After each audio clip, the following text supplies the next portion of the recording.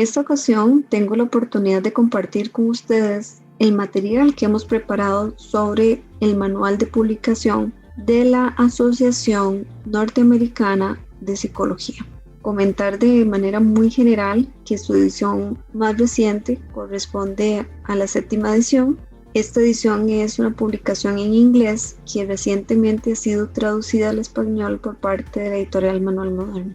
Nos enfocaremos en 3 temas en concreto: el formato, las citas y las referencias, y para atender otras consultas o bien ampliar información, les invitamos a dirigirse al manual oficial de la APA.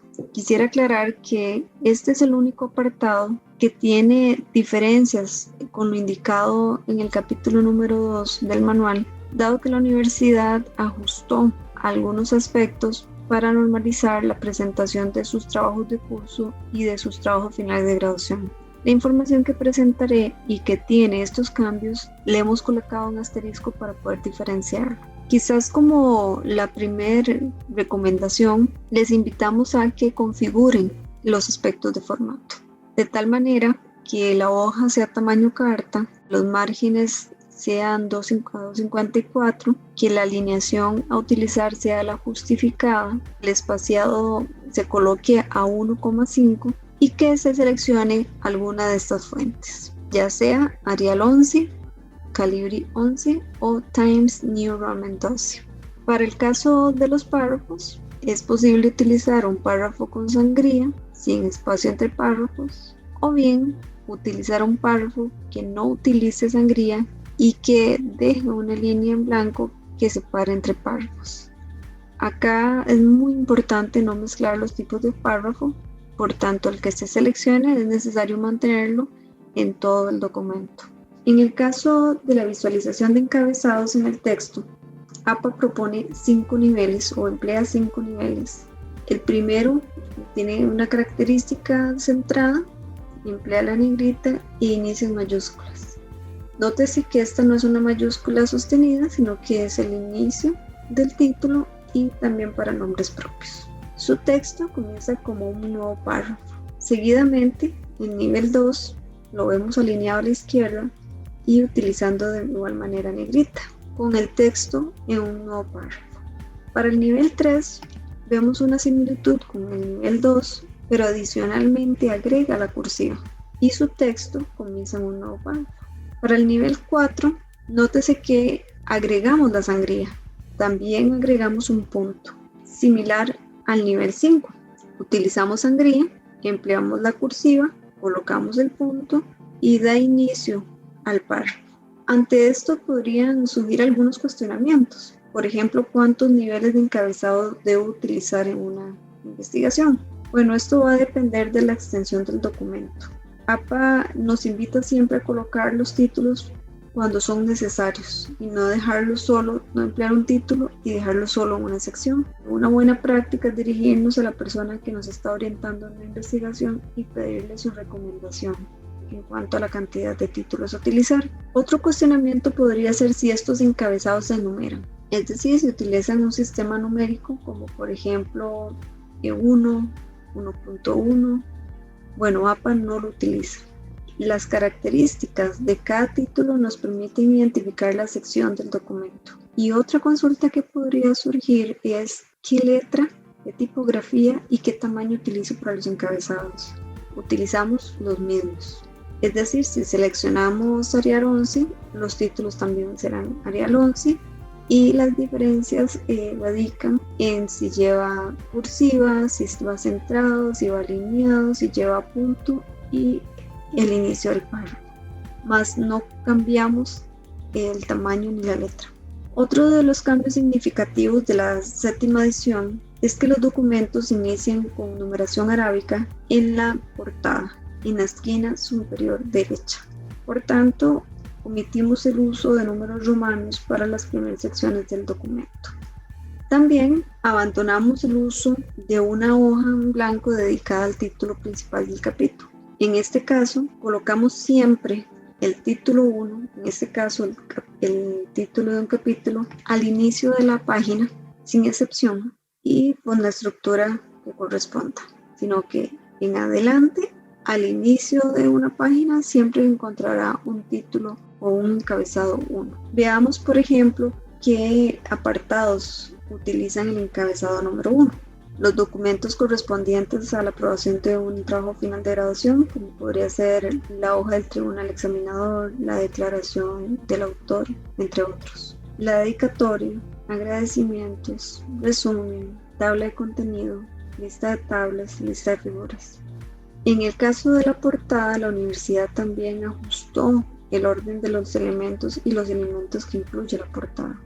Incluiremos en la portada el nombre de la universidad, sin logo, carrera, código y nombre de curso cuando estemos tratando o preparando un documento que sea para una asignación de curso, el nombre completo del profesor, y cuando se trate de un trabajo final de graduación agregaremos la modalidad, sea esta práctica, proyecto, tesis, el nombre completo de los autores, la sede y el año.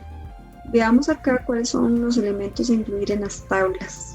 La tabla tiene una identificación de número de tabla, en este ejemplo tabla 20, seguido del título con itálicas en negrita, la información correspondiente a la tabla, nótese que contiene la identificación de los encabezados, la información completa, es clara la información y como una particularidad vemos que no tiene división de columnas. El último elemento que se le coloca a la tabla es la nota. La nota podría ser útil para aclarar alguna información al lector. También la nota nos permite conocer la fuente de esa tabla. Veamos que en este ejemplo, esta tabla se extrajo de un artículo. Vemos que el título del artículo está encerrado entre comillas dobles. Esto corresponde a que el material en la lista de referencias, el título no lleva itálica, porque en este caso es un artículo. Si fuese un libro, no utilizaría esas comillas dobles porque el libro sí lleva el título en itálica en la referencia. Vemos también que el enlace se mantiene activo. Para el caso de las figuras es muy similar. Vemos el número de figura, el título, la información, clara el gráfico siguiendo las normas básicas de la estadística y la nota. En este caso corresponde a un gráfico preparado para esta investigación. Entonces se le ha colocado elaboración propia. Algunos ejemplos de figuras son los gráficos, las fotografías, las ilustraciones, las infografías, los diagramas de flujo, dibujos, mapas. Por otra parte, APA desarrolla un capítulo correspondiente al lenguaje y hemos incluido un par de ejemplos, sin embargo invitamos a estudiar este capítulo. El capítulo invita a utilizar lenguaje respetuoso, preciso, libre de sesgo. Por eso es que hemos colocado los siguientes casos. En el caso de centroamericanos, utilice costarricenses, es decir, si se puede ser un poco más específico, costarricenses, nicaragüenses. No utilice ancianos, sino utilice persona adulta mayor. O no utilice inmigrantes ilegales, utilicemos personas indocumentadas. El segundo tema es el correspondiente a las citas. Hay una correspondencia entre las citas y referencias que es necesario visualizar. Una cita es aquella información textual o no textual que incorporamos en el cuerpo del documento.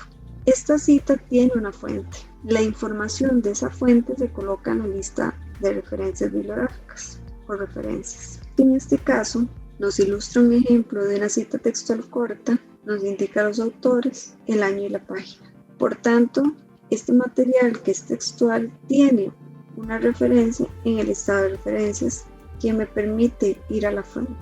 Estos datos organizados es una estructura dada por el APA que no requiero aprenderme de memoria porque puedo verlo en el manual y me indica en este caso que esta referencia corresponde a un artículo de una revista científica. Por tanto, cada cita debe tener referencia. También es importante considerar por qué citamos. Quizás la razón que más escuchamos es para evitar el plagio académico y sí que esta debe ser una insignia nuestra. Otra de las razones por las que es porque cuando citamos el lector puede diferenciar el material de apoyo y al hacer esto pues también creamos una vinculación con investigaciones previas. Cuando citamos decimos que se ha publicado sobre determinado tema y esto a su vez construye a esa asociación de citas y por tanto también nos permiten dar credibilidad a nuestra investigación cuando confrontamos ideas, podemos ver hallazgos, se deja de ver la originalidad del documento, especialmente cuando hacemos uso de fuentes que están relacionadas a las autoridades del tema. Esto le da mayor credibilidad a nuestra investigación. Estas son algunas razones por las que citar no son las únicas, pero le dan sentido el por qué lo hacemos. ¿Cuáles son algunos usos inapropiados de las citas? Bueno, un uso inapropiado es presentar las citas como hechos correctos, argumentos correctos, sin que haya una validación de las fuentes. Otro uso inapropiado de las citas es cuando colocamos citas extendidas que comprometen los derechos de autor. Y otra de las razones es que se incluyan tantas citas que no permitan ver los aportes propios de la investigación. Ahora bien, teóricamente existen dos tipos de citas, dos formatos. Una es la cita parentética y otra es la narrativa. La cita parentética menciona 3 elementos en el siguiente orden: apellido, año y página. Veamos el ejemplo. Es un ejemplo de una cita textual corta o sobre comillas dobles y menciona entre paréntesis los autores, el año y la página. En el caso de la cita narrativa, hay datos que son parte del texto del párrafo.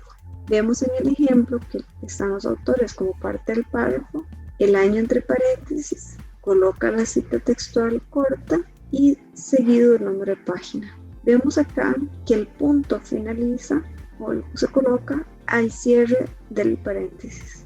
Esta mención de autor en las citas podría variar según la cantidad de autores o si es un autor personal o corporativo. Si es un autor personal, colocamos su apellido. Si son 2, utilizamos la conjunción y. Si son 3 o más, utilizamos el primer apellido y colocamos et al. El latinicidio para decir y todo lo demás. Cuando tengamos 2 trabajos del mismo autor y del mismo año, tenemos a Sánchez, el cual les trajimos a la cita, y otro documento de Sánchez que también se publicó en 2018. Como necesitamos cuidar esa correspondencia entre cita y referencia, es necesario agregar un diferenciador en el año, tanto en la cita como en la referencia. En este caso son 2, por tanto utiliza AB en minúscula, pero podría ampliarse tantas veces se requiera. En el caso de un autor grupal que no tenga abreviatura, colocaremos su nombre completo siempre. Sin embargo, en el caso de los autores grupales que tengan abreviatura, es necesario prestar atención al siguiente. En la cita parentética, que dijimos que es esta cita que utiliza el paréntesis para colocar el apellido, el año y la página, vemos que en una primera cita se coloca entre paréntesis el nombre completo de la institución, en este caso la Caja Costarricense del Seguro Social. Y como un dato aclaratorio, agregamos corchetes y colocamos la abreviatura correspondiente. Cierro corchetes, seguido del año y la página. Para citas posteriores, ya podríamos colocar entre paréntesis solamente la abreviatura sin el nombre completo, porque ya se hizo una primera mención, el lector ya está informado. En el caso de la cita narrativa, vamos a colocar el nombre completo en el texto del párrafo y dentro del paréntesis vamos a colocar la abreviatura seguida del año. Y para citas posteriores, omitimos el nombre completo y utilizamos la abreviatura. ¿Qué hacer en caso de que la obra, después de validar que es una fuente confiable, no tenga autor? Es decir, hemos revisado la portada, la contraportada, la hoja legal y no vemos la información del autor. En este caso en concreto no utilizaremos la palabra anónimo o el autor anónimo a menos que la obra sí lo indique. Y en su lugar, dentro del paréntesis, colocaremos el título. Si el título es muy largo, podemos acortar el título, siempre aportando la información necesaria para que el lector pueda ubicar la fuente en la lista de referencias. En este caso, corresponde a un libro sin autor y cuando vamos a la referencia de libros, los libros utilizan en el título itálica. Por esta razón, este título no tiene comillas dobles. Si el ejemplo se tratase de una revista, en ese caso sería necesario incorporar comillas dobles al título, porque el artículo de revista no tiene itálica en la referencia. Hay 4 tipos de citas. Está la cita textual corta o cita textual larga, la secundaria, la no textual y la comunicación personal. En el caso de la cita textual corta, se emplean menos de 40 palabras, se coloca dentro del párrafo, empleamos comillas dobles y hacemos mención de 3 elementos: autor, año y página. Veamos el ejemplo. Utilizamos comillas dobles, revisamos con el apoyo de nuestro procesador de texto que no supere estas 40 palabras y colocamos entre paréntesis el autor, el año y la página. Vemos que al marcar la cita podemos ver en el procesador de textos la cantidad de palabras. Por otra parte, la cita textual en bloque, o también llamada cita larga, supera las 40 palabras. Se coloca fuera del párrafo, no emplea comillas dobles, utiliza un margen de 1.27 para toda la cita y hace mención a los mismos elementos: autores, año y página. Una característica de esta cita es que coloca el punto antes del número de la página. Es necesario tomar en cuenta que si estas citas textuales tienen un error ortográfico, puntual o gramatical que comprometa la comprensión del texto, es necesario incorporar SIC para que el lector pueda reconocer que este error está en la fuente original. En este caso, la palabra investigadores está incompleta, le falta una O, entonces se incorporó SIC. Notemos que el SIC, los paréntesis cuadrados o corchetes, no los tiene en itálica, únicamente en minúscula SIC. Para el caso de la cita secundaria, utilizaremos este tipo de cita cuando haga falta la fuente original y mencionamos tanto el autor y el año de la fuente original como el autor, el año y la página que está del documento que está a nuestro alcance. Veamos el ejemplo. En este caso, los autores son los autores originales. Publicaron esto en 1996 y finalmente nosotros ubicamos esta cita en el documento de Gómez y Brito. Abro paréntesis, como se cita en Gómez y Brito, año y página. El otro tipo de citas es la no textual. Usamos esta cita cuando empleamos palabras propias. Siempre en esta cita reconocemos el autor y el año, y APA nos invita a proporcionar un rango de páginas o un capítulo o un párrafo cuando se tenga disponible. En el ejemplo vemos cómo se mencionan los autores y el año. No se menciona la página o párrafo porque no es textual. Algunos cuestionamientos: ¿cómo realizo una cita para documentos publicados en una lengua distinta al del documento que estoy elaborando? Es decir, soy usuario del francés, estoy preparando un documento en español y quiero extraer una cita textual o una cita y incorporarla a mi documento que está en español. La mejor práctica sería colocarlo como una cita no textual. Ahora, si el escritor, el autor del documento, considera que es relevante colocarlo en el idioma original, una recomendación dada por el APA en su blog es utilizar, seguido de la cita en otro idioma, el uso de paréntesis y agregar una descripción. Más el mejor tratamiento sería utilizar una cita no textual. Otra consulta es cómo cito información de un material audiovisual. Si esta información es la derivada del producto audiovisual y no tiene un respaldo físico, sino que únicamente se cuenta con el material audiovisual, en este caso también se recomienda una cita no textual. Cita de comunicación personal. Bueno, estas citas son muy utilizadas en las entrevistas, cuando participamos de una conferencia, cuando preparamos una cita de una carta que sea de acceso privado, de un correo electrónico.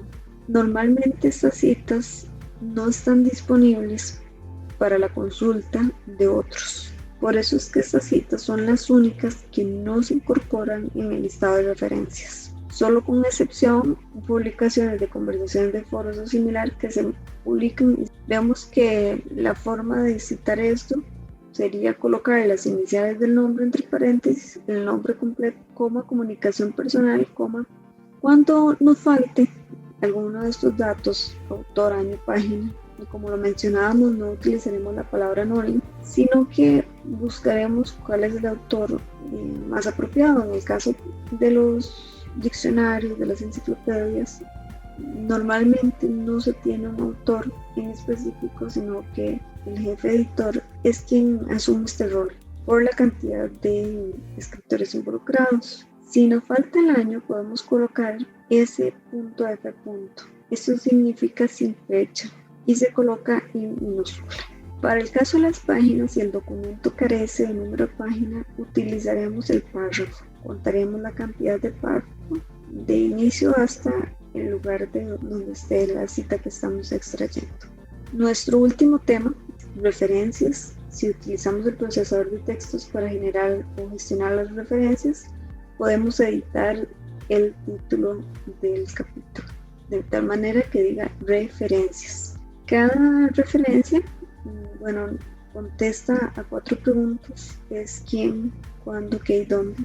Si notamos, el quién serían los autores, el cuándo sería la fecha, el qué sería la información del documento y el dónde. Esta información que lleva cada referencia pues no es necesario aprenderla de memoria, son esquemas que nos indican cómo hacer mención de los datos para identificar la fuente.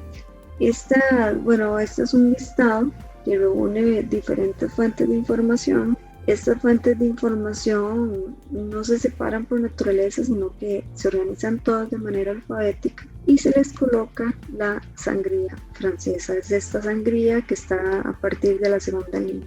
Mantenemos las tipografías y delineados. Para el caso de las publicaciones que tengan el mismo autor, pero en diferente año, siempre vamos a colocar el más antiguo al primero y así consecutivamente. También cuando tengamos 2 publicaciones del mismo autor en el mismo año, como lo mencionábamos hace un momento, se le agrega un diferenciador, que en este caso es una letra del abecedario minúscula, a qué cita y documento corresponde cada uno.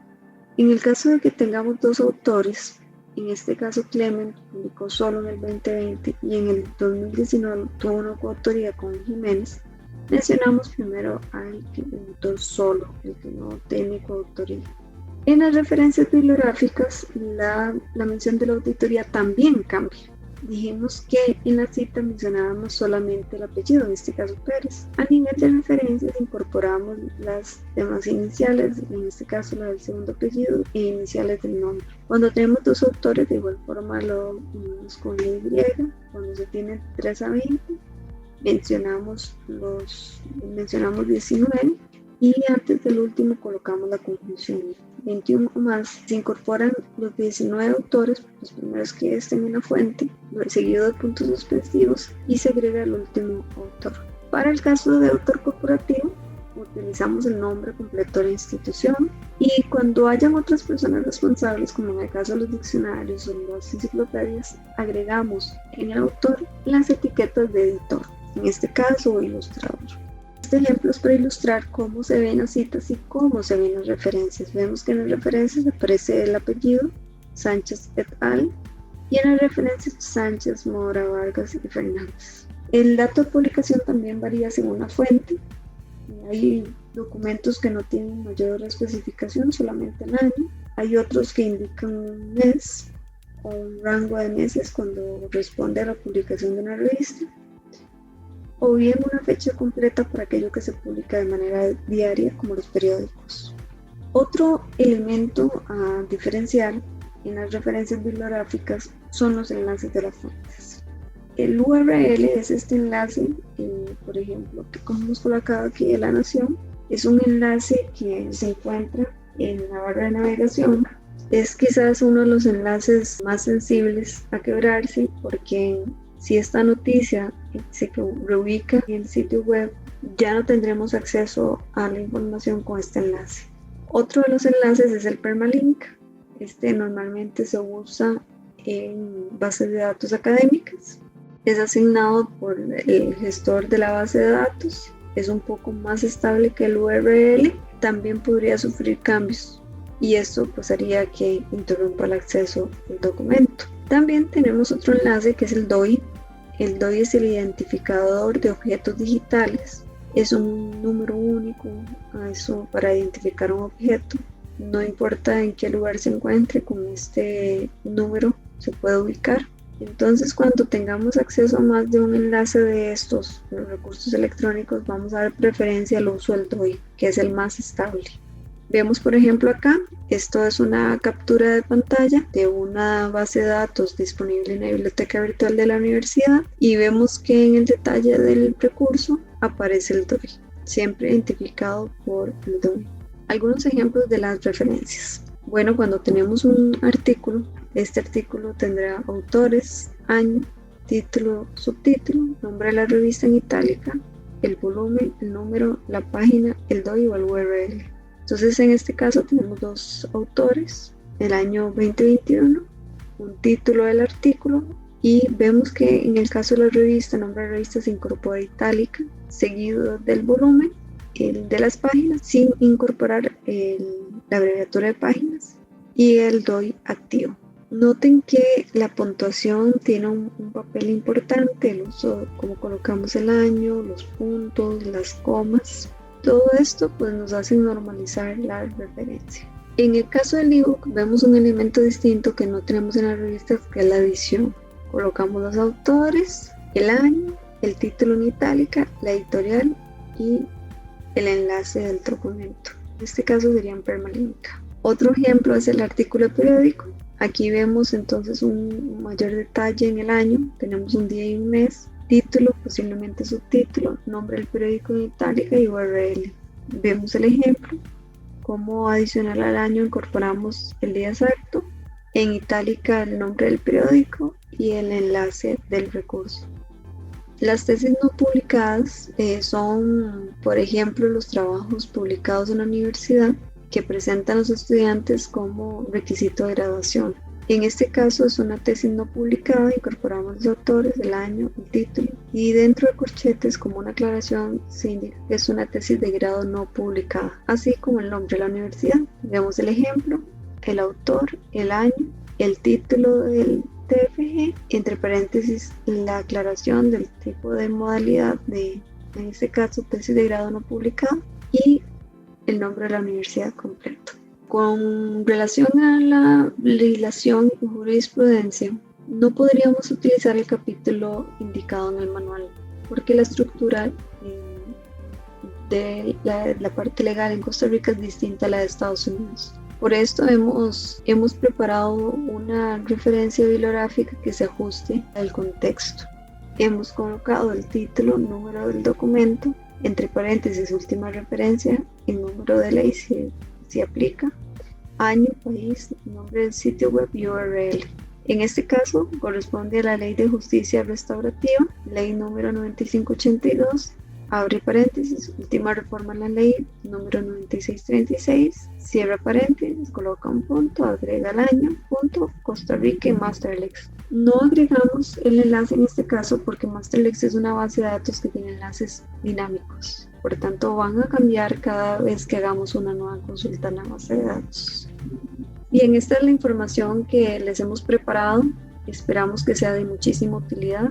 Recordarles que APA en esta edición ha preparado un apartado en su sitio web muy completo. Por tanto, es una buena fuente de referencia en línea.